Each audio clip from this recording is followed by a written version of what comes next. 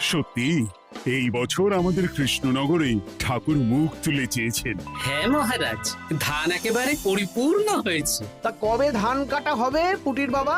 ধান তো একেবারে পেকেই এসেছে, সপ্তাহখানেকের মধ্যে ধান কাটতে হবে। বেশ বেশ, তাহলে তো ভালোই হলো। এই মাসের শেষের দিকেই তো নবাব বাহাদুরকে শস্যের খাজনা পাঠানোর কথা। হ্যাঁ মহারাজ, এবারে নবাব বাহাদুর খুশি হবে। ঠিক বলেছ গোপাল।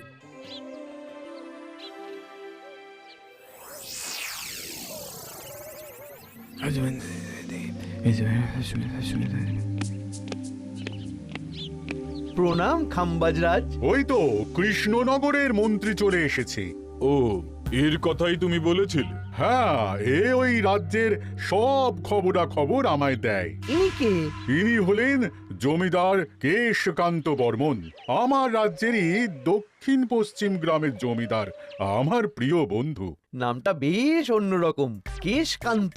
আসলে ওদের বংশ পরম্পরায় সকলের উন্নত ঘন কেশ আছে, তাই ওদের পরিবারের সবারও নামে একটা করে কেশ আছে। আমি খাম্বাজ রাজের সৌমিত্র এবং সুপরামর্শদাতা। কিছুদিন আগে আমার মাথায় খুব খুশকি হচ্ছিল, মাথার চুল পাতলা হয়ে আসছিল। কিন্তু আমার পরামর্শে একটা তেল মাখতেই মহারাজের মাথার চুল এখন ঘন হয়ে উঠেছে, আর কোনো সমস্যা নেই। বাবা বাবা, ভালো ভালো ভালো। এবার তাহলে কাজের কথাটা বলে দিন। এবারে তো শুনলাম তোমাদের রাজ্যে অনেক ধান উৎপাদন হয়েছে, তাই স্বাভাবিকভাবে নবাব বাহাদুরের কাছে রাজস্ব অনেক বেশি দেবে, কি তাই তো? হ্যাঁ, এবারে রাজস্ব দানে কৃষ্ণনগরই প্রথম হবে। না, তা হবে না। নবাবের কাছে অত ধান পৌঁছবে না, এমনকি কৃষ্ণচন্দ্রের কাছেই চাষিরা বেশি ধান রাজস্ব দিতে পারবে না। সেটা কি করে হয়? পাকা ধানে মই দিতে হবে। বললাম না, ও আমার সুপরামর্শদাতা। হ্যাঁ, আমার মন্ত্রীকে বাণিজ্যের কাজে বাইরে পাঠিয়েছি কিছুদিন, তাই কেশকান্ত মাঝে মধ্যেই আমার কাছে আসে, গল্পগুজব করে আর সুপরামর্শ দেয়। কিন্তু আমি কি করব? তুমি রাতের অন্ধকারে চাষিদের ধান জমিতে পাকা ধানে মই দিয়ে দাও, এমন ভাবে কাজটা করবে যাতে কাকপক্ষীতেও টের না পায়। আর তাতে আমার লাভ? প্রত্যেক বছর নবাব রাজস্ব দানে বিজয়ীকে ৩,০০০ মোহর দেয়, আমি তোমাকে তার থেকে ১,০০০ মোহর উপহার দেব। ১,০০০ মোহর? হ্যাঁ হ্যাঁ, যাও যাও যাও, কাজটা শুরু করে দাও। আচ্ছা।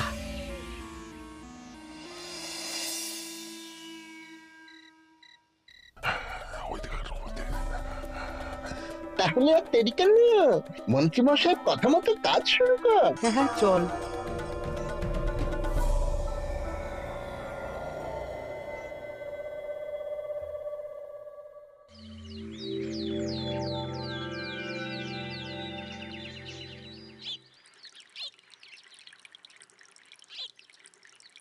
এবারে তো চাষাবাদ বেশ ভালোই হয়েছে। আশা করি নবাব বাহাদুরের কাছ থেকে এবারে আমরাই পুরস্কার পাবো। হ্যাঁ মহারাজ, সারা বাংলায় কৃষ্ণনগরের মতো উৎপাদন এই বছরে কোথাও হয়নি। সর্বনাশ হয়ে গেছে মহারাজ, সর্বনাশ হয়ে গেছে। কি সর্বনাশ হয়েছে গো পুটির বাবা? গতকাল রাতে আমাদের সব জমির পাকা ধানে মই দিয়ে দিয়েছে। সে কি? এবার আমরা কি করব মহারাজ? কাদের কাদের জমিতে হয়েছে এসব? যেই জমিতে তাকাবেন সেই জমিতেই এই কাণ্ড, ধান ঝরে সব মাটিতে পড়ে আছে। এবার আমরা কি করব? হায় হায় হায়, এবার আমাদের রাজ্যের কি হবে? নবাব বাহাদুরকে তো জবাব দিতে পারবো না। বড় বিপদ হয়ে গেল, রাজ্যে গ্রহের প্রকোপ নেমে এলো।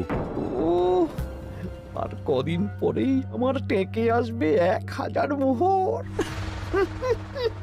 ঠিক আছে, তোমরা সবাই এখন বাড়ি যাও। না, আমার মন মেজাজ ভালো নেই।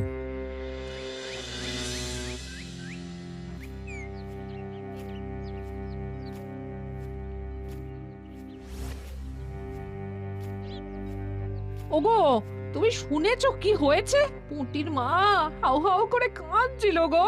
হ্যাঁ গিন্নি, পুঁটির বাবা কয়েকজন চাষি ভাইদের নিয়ে রাজসভায় এসেছিল। শুনলাম রাতারাতি কে বা কারা চাষ জমিতে পাকা ধানে মই দিয়েছে। কত বড় সর্বনাশ হয়ে গেল বলো, কি হবে গো? কি যে হবে ভগবান জানে। বলি তুমি পারলে না পুটিদের একটু সাহায্য করো। হ্যাঁ, আমি মনে মনে ভেবেই রেখেছি বুঝলে, এবার বেতন পেলে পুঁটিদের বাড়িতে মাসোহারার জিনিসপত্র দিয়ে আসবো। নবাব বাহাদুরের কাছে মহারাজ খাজনা কিভাবে দেবেন? সেটাই তো বুঝতে পারছি না। আপনি এত চিন্তা করবেন না। রাজবাড়ির ভাড়ার থেকে আপাতত কিছু বস্তা ধান পাঠানোর ব্যবস্থা করুন। তারপর নবাব বাহাদুরের কাছে গিয়ে বলবেন, আস্তে আস্তে সব দিয়ে দেবেন মহারাজ। তাই করতে হবে, তাছাড়া তো আর অন্য কোনো উপায় দেখতে পাচ্ছি না। কিন্তু এবারে আর আমাদের মান রক্ষা হবে না। দেখি 2-1 দিনের মধ্যেই যতটা সম্ভব ভাড়া থেকে ধান পাঠানোর ব্যবস্থা করব।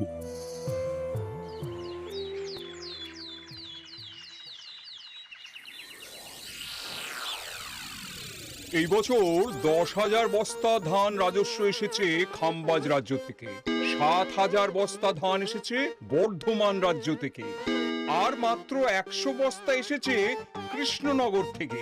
তাই এই বছরের বিজয়ী রাজ্য হচ্ছে খাম্বাজ রাজ্য। খাম্বাজ রাজ্যের রাজার হাতে 3,000 মোহর উপহার হিসেবে তুলে দিচ্ছেন। আর কৃষ্ণচন্দ্র, তোমার রাজ্যের এরকম হাল কেন? এবারে আমাদের সমস্ত রাজ্যের পাকা ধানে কেউ বা কারা মই দিয়ে দিয়েছে। সেসব তোমার মাথা ব্যথা। আমার ধান কোথায়? 100 বস্তা ধান রাজস্ব, কম করে 800 বস্তা ধান রাজস্ব দেওয়ার কথা, কিন্তু তুমি তোমার কথার খেলাপ করেছো। এই বছর আমি নিরুপায় জাহাপানা। আমিও নিরুপায়। হয় তুমি আগামী 1 সপ্তাহের মধ্যে আমাকে 5,000 মোহর দেবে, নইলে কৃষ্ণনগরের সিংহাসন থেকে সরে যাবে। এত বড় শাস্তি দেবেন না নবাব বাহাদুর। আপনি অন্তত মাস 6 সময় দিন, আবার ধান চাষ করিয়ে আপনাকে প্রাপ্য ধান দেওয়া হবে। বেশি কথা বলছো কৃষ্ণচন্দ্র। তুমি 5,000 নয়, 6,000 মোহর 1 সপ্তাহের মধ্যে দেবে। বেটা গোপাল বেশি পাকা, অত কথা বলতে কে বলেছিল? গোপাল, এটা তুমি কি করলে? হায় হায় হায়! সর্বনাশের সময় যখন ঘনিয়ে আসে তখন বিপদের ওপর বিপদ এভাবেই আসে। আমার পাওনা। আরে এখন না, তোমাকে পাঠিয়ে দেব। ওই দেখুন, খাম্বাজ রাজের সাথে কথা বলছে। এখন বেশি কথা বললে কৃষ্ণচন্দ্র আর গোপাল সন্দেহ করবে। চলুন তো দেখি ওখানে গিয়ে কি কথা বলছে। কি কথা বলছো মন্ত্রী? মন্ত্রী আমায় বিজয় অভিনন্দন জানাচ্ছিল। বিজয় অভিনন্দন তো উপহার পাওয়ার সময় জানাতে পারতেন মন্ত্রী মশাই। যাই হোক, আপনাকে তো ঠিক চিনতে পারছি না। আমার নাম কেশকান্ত, আমি খাম্বাজ রাজ্যের দক্ষিণ পশ্চিম গ্রামের জমিদার। কেশকান্ত আমার বিশেষ বন্ধু। আপনার কেশ নিয়ে বেশ ভাব দেখছি। হ্যাঁ, ওই কদিন আগে তো খাম্বাজ রাজের মাথার চুল পাতলা হয়ে আসছিল, খুশকি হচ্ছিল আর কি। তো ওনার পরামর্শে একটা তেল মেখেই তো খাম্বাজ রাজের আবার ঘন কালো চুল ফিরে এসেছে। কেশকান্ত জমিদার হতে পারে, কিন্তু ওর অর্থনৈতিক অবস্থা তাবর রাজাদের থেকে অনেক ভালো। কয়েক হাজার বিঘা জমির মালিকও, তার সাথে চুলের তেলের ব্যবসা করেও হাজার হাজার মোহর রোজগার করে। এই, এখন চুল নিয়ে চুলোচুলি না করে চলো কৃষ্ণনগরে ফিরি।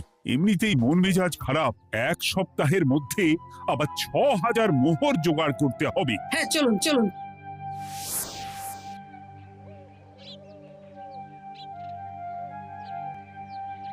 আচ্ছা মন্ত্রীমশাই, আপনি এই কেশকান্ত জমিদারের ব্যাপারে এত কিছু জানলেন কি করে? ওনার সাথে তো আমাদের আজই প্রথম দেখা। হাওয়ায় কত খবরই ভেসে আসে, সেরকম আমার কানেও এসেছিল। এসব বাদ দাও। গোপাল, মন্ত্রী, দুজনেই ভাবনা চিন্তা করো কিভাবে 6,000 মোহর জোগাড় হবে। পাকা ধানে মই পড়লো, এখন আবার এত বড় বোঝা। আমার কাছেও মহারাজ বেশি অর্থ নেই, সব মিলিয়ে মিশিয়ে ওই 150 থেকে 200 মোহর মতো আছে বাড়িতে। যদি বেশি থাকতো আমি আপনাকে নিশ্চয়ই সাহায্য করতাম মহারাজ। তাও করতেন কিনা সন্দেহ। তুমি চুপ করো। মন্ত্রীমশাই ওই লোকটাকে জানলো কি করে? এই লোকটাকে তো আগে দেখারই কথা না। না, ব্যাপারটা নিয়ে ভাবতে হবে। চলুন চলুন।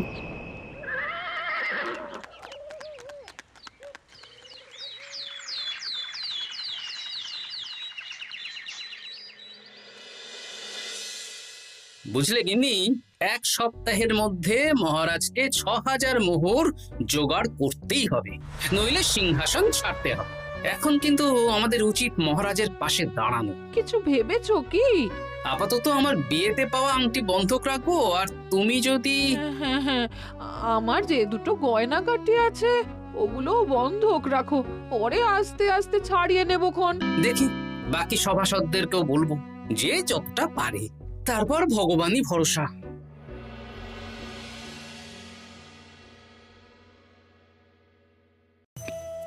আপনি এত চিন্তা করবেন না মহারাজ। চিন্তা না করে কি আর কোনো উপায় আছে? সিন্ধুকে যা আছে তা দিয়ে 3000 মোহর হয়ে যাবে, কিন্তু তারপর আর কি করব? এবার কি নিরুপায় হয়ে জায়গা জমি বিক্রি করতে হবে? কিছু একটা করতেই হবে। আপনি গোপালকে একবার বলে দেখুন, প্রত্যেকবার যখনই বিপদে পড়েছেন তখন গোপালই আপনাকে বাঁচিয়েছে। দেখি, আগামীকাল রাজসভা শুরু হওয়ার আগে গোপালের সাথে ব্যাপারটা নিয়ে আলোচনা করব।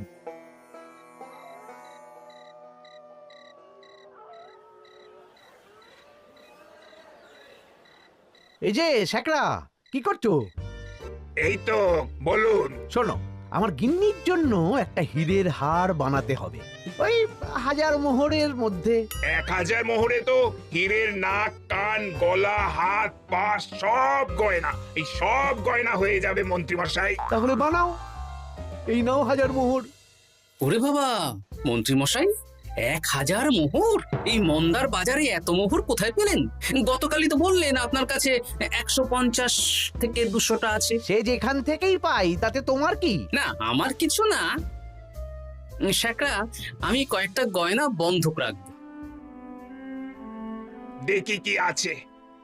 এই সব মিলিয়ে এতে আমি 15 মোহর দিতে পারবো। বেশ, তাই দাও। আমি ধীরে ধীরে শোধ করে গয়নাগুলো ছাড়িয়ে নেব। হ্যাঁ, মন্ত্রীর ব্যবহারগুলো বেশ সন্দেহজনক লাগছে। দেখি, গুপ্তচরকে কাজে লাগাতে হবে, মন্ত্রীর পিছনে ছায়ার মতো লেলিয়ে দিতে হবে।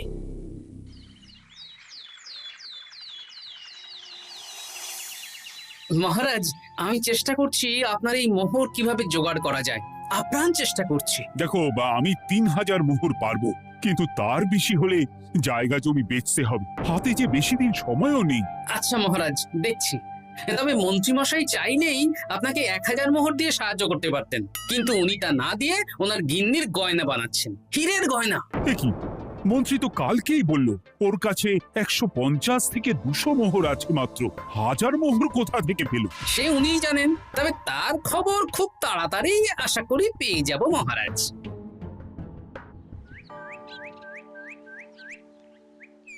কাজটা একদম ঠিক করলেন না মন্ত্রী মশাই। আপনার কথা শুনে আমরা সবার জমির পাকা ধানে মই দিলাম, কিন্তু আমরা একটা পয়সা পেলাম না। আপনি যে এই কাজ করার জন্যে খাম্বাজ রাজার কাছ থেকে ওই 1000 মোহর উপহার পেলেন, সেটা দিয়ে গিন্নির গয়না বানাতে দিলেন, কিন্তু আমাদের বেলায় লবডঙ্কা। আরে তোদেরকেও দেবো, একটু সবুর কর, আগে গিন্নির মাথাটা ঠান্ডা করি। না না, আমাদের এক্ষুনি চাই। আরে এক্ষুনি কি করে দেবো, আমার হাত খালি। আচ্ছা আচ্ছা, ঠিক আছে, এই নে 2 মোহর ধর, 2 ভাই ভাগ করে নি, পরে আরো দেবো। এটা কিন্তু ঠিক না। এসব আলোচনা খোলামেলা জায়গায় করা উচিত না।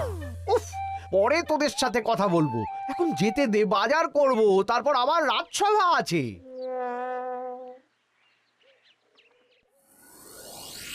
আচ্ছা, এই ব্যাপারটা মহারাজকে আর গোপাল দাদাকে জানাতে হবে।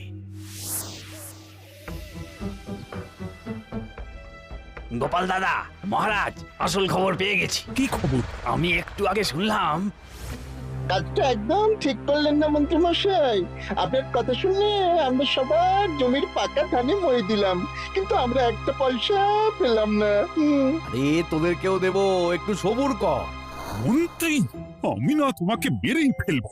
মহারাজ, মন্ত্রী মশাই এখানে গৌণ, উনি অর্থের লোভে এসব করেছেন, আর ওনাকে দিয়ে করিয়েছেন খাম্বাজ রাজ। হ্যাঁ, যাতে এবারে বিজয়ী হতে পারেন। তাই আপনি এই খবর 5 কান করবেন না মহারাজ। আমি খাম্বাজ রাজ আর ওই কেশকান্তর কাছ থেকে ক্ষতিপূরণ ঠিক আদায় করে আনব। কিন্তু কিভাবে? শুনুন তাহলে।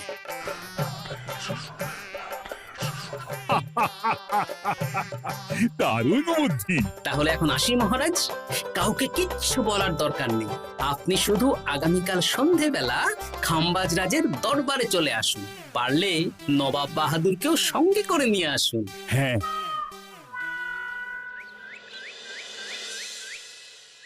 প্রণাম খাম্বাজ রাজ। কে আপনি? আমি হতাশ রঞ্জন, পশ্চিমে থাকি। কি চাই বলুন? কিছু চাই না, তবে একটা কথা শুনলাম তাই বলতে এলাম। কি কথা? আমি শুনলাম মহারাজ আপনার মাথার চুলগুলো সব নকল। আমার এত সুন্দর চুল সব নকল? ফাজলামো হচ্ছে। আমি যদি প্রমাণ করে দিই আপনার চুল নকল, তাহলে কি? তাহলে আপনি আমাকে 100 মোহর দেবেন, আর প্রমাণ না করতে পারলে আমি আপনাকে 100 মোহর দেব।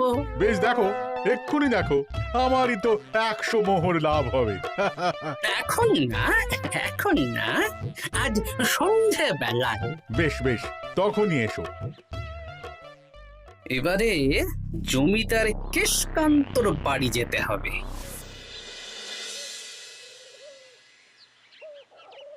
জমিদার মশাই বাড়ি আছেন? কে মশাই আপনি? আমি হতাশ রঞ্জন, পশ্চিমে থাকি। আমি বিশাল ক্ষমতাশালী লোক। কিসের ক্ষমতা? আমি রাজরাজাদের মারধর করি, চুল ধরে টানি, শাস্তি দিই। এসব কি উল্টোপাল্টা বলছেন? খাম্বাজ রাজ আপনার বন্ধু না? হ্যাঁ, প্রিয় বন্ধু। ওনাকেও আমি আপনার সামনে চুল ধরে টানবো, কিন্তু উনি কিচ্ছু করতে পারবেন না। উনি আপনাকে শুলে চড়াবেন। কিছুই করতে পারবেন না, বললাম না আমি বিশাল ক্ষমতাশালী লোক। বিশ্বাস হচ্ছে না তো? তাহলে বাজি ধরুন, 10,000 মোহরের বাজি। 10,000 মোহরের বাজি? হ্যাঁ, আজ আমি খাম্বাজ রাজের রাজবাড়ি যাব, আর আমার শক্তি প্রদর্শন করব। ওনার চুল ধরে টানা হেঁচড়া করব, ওনাকে আহত করব, কিন্তু উনি আমাকে কিছুই করতে পারবেন না। বেশ রাজি, বাজি 10,100 মোহর দিতে পারবেন তো? হ্যাঁ, আমি বাজি হারলে আপনাকে দেব 10,100 মোহর। দরকার হলে ওই কাগজে কলমে লিখিত পরিত করে নিন। বেশ, তাহলে তাই হোক। কিন্তু হ্যাঁ, একটা কথা, আমি শক্তি প্রদর্শন করার আগে থেকে প্রক্রিয়া চলাকালীন সময় পর্যন্ত আপনি খাম্বাজ রাজের সাথে কোনো কথা বলতে পারবেন না। বেশ বেশ।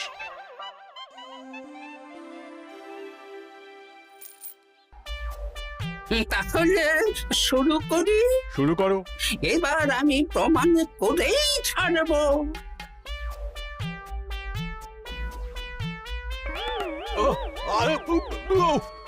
লাগছে লাগছে, বাবারে, লাগছে এই সেরেছে। লাগছে, এ তো সত্যি সত্যি চুল ধরে টানছে। লাগছে লাগছে, বাবারে, বাবা। ওরে বাবা রে বাবা, কি শক্ত! এ কি, খাম্বাজরাজ কিছুই তো বলছেন না, তাহলে কি আমি হেরে গেলাম? না না খাম্বাজ রাজ, আমার ধারণা ভুল, যা শুনেছি তাও ভুল। এবার বিশ্বাস হলো তো? দাও দাও, এবারে 100 মোহর দাও। দিন কেশকান্ত মশাই, আমাকে 10,100 মোহর দিন। এ কি, ও তোমাকে 10,100 মোহর কেন দেবে? ওনার সাথেও তো বাজি ধরেছিলাম। কি বাজি? আপনার এখান থেকে বেরিয়ে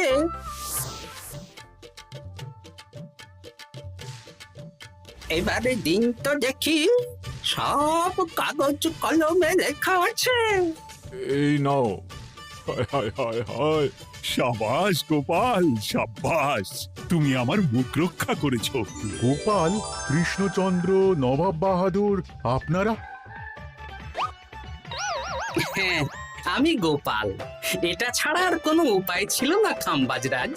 আপনি আমাদের মন্ত্রীর মাথা খেয়ে যে জঘন্য কাজটা করিয়েছেন সেটা তো আর প্রমাণ করতে পারতাম না, তাই ছলে বলে কৌশলে আপনার প্রিয় বন্ধুর কাছ থেকে আদায় করে নিলাম। হ্যাঁ নয়, হ্যাঁ।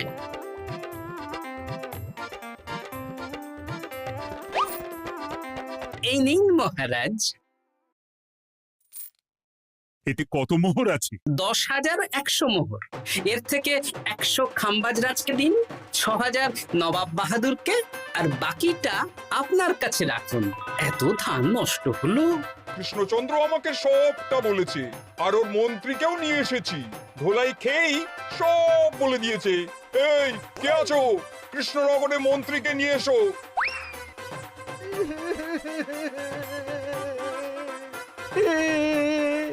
মার খেয়ে আমি সব বলে দিয়েছি খাম্বাজরাজ। উদ্ধার করে তো জাহাপানা, আমাকে ক্ষমা করে দিন। এর কোনো ক্ষমা নেই, তোমাকে আমি কারাগারে বন্দি করব। হায় হায় হায়, সামান্য টাকার লোভ করতে গিয়ে পুরো মাঠে মারা গেলাম।